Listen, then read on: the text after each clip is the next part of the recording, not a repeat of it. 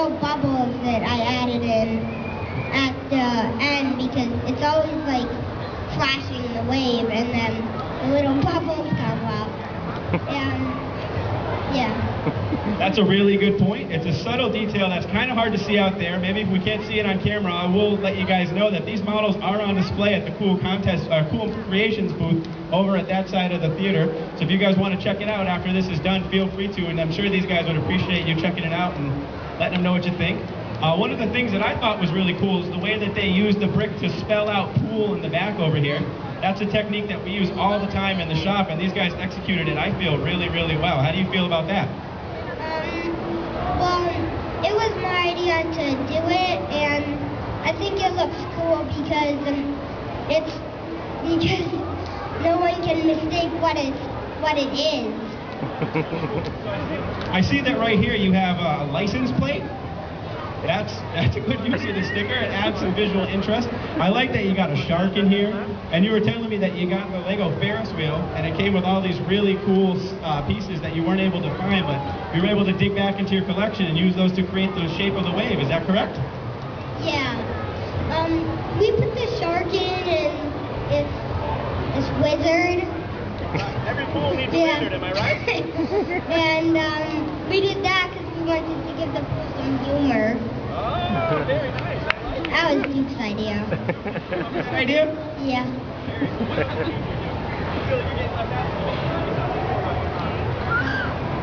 What do you think about the little guy with the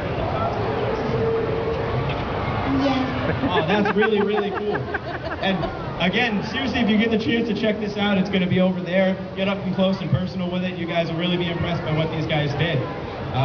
Again, they got people eating pizza, people hanging out over here, a wizard. Again, if you didn't hear me, a wizard should always be at the pool. So if you guys have a pool at home, employ a wizard to swim there. It's a good idea. We got a shark fan. We got SpongeBob. He just came back from space. A really, really muscular older gentleman. Again, should always be at the pool. So I'm going to see if anybody have any questions for these guys or for myself about what they did. I see one right here. I'm going to go get this question. What's your name right here? Zachary. Everybody, this is Zachary. What's your question, Zach? How long did it take to build it? All right. Zach, I have a question for you. Are you a Lego maniac? I'm dating myself right there. In between. In between. So how long did it take you guys to make this? Well, it took us a day. A day? So that's 24 hours or just the whole day, or did you stay up all night? It took us like half a day, and then we stopped and continued half a day and another day. Yeah. It was basically we finished it on Sunday. Very cool, very cool. We have any more questions over here? I see one, and then I'm coming right over to you. What's your name? That was loud. Christopher. Christopher, I need your question. What am I running away for, Christopher? What's your question? How did you make the tree? How did you make the tree? That's a good question, actually. How did you make the tree? There was a pirate's hideout set that Duke got, and a SpongeBob set that I got, and we combined those. And I don't know if you can see, but there's a little parrot on the top. So what they did is they took two longer pieces and they stuck them on top of each other, and then they took an antenna pole and they put that on top, and then they slid these branches, as he said he got from his SpongeBob set, over the top of that. You got yourself one really cool little palm tree. Clearly I don't live on an island. Who had the question over here? Right here? What's your name? Nicholas. Nicholas. That's a strong name, Nicholas. I'm digging on it. What's your question? Where did you get the idea to call it? Where did you get the idea to make it? All right. Did you hear his question? His question is, where did you come up with the idea to make this awesome model? Well,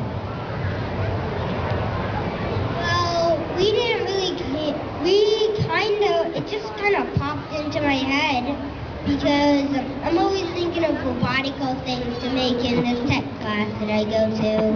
And well, I was thinking of how to make this droid, and then Duke barged in with some big idea. Well, we had a pool, and I was just thinking pools were on my mind, so I was just was going with Max's idea. Very cool, very cool. We have any more questions out there? I saw this hand shoot up like a rocket ship over here. What's your name? That's great. That's Joseph, everybody. What's your question, Joseph? Was it fun to make? Did you guys have a good time? Was this a labor of love and an enjoyable event? Yeah. They seem to like it. Pretty concise. Coming right over here. Like, how do you have the creations to make all of the It's a question for me. So what we do is we actually have the blessing of we can order the brick in bulk. So the collections that we have, we just have a standard assortment of all of the different color basic brick that we can pull on. And we're kind of lucky when we get new colors. If you look at Buzz Lightyear over there, for instance, he has 17 different colors in him. So that was an opportunity as an artist to explore many new colors and many exciting combinations of colors with the bright greens and the purples. Thank you for the question, Dink.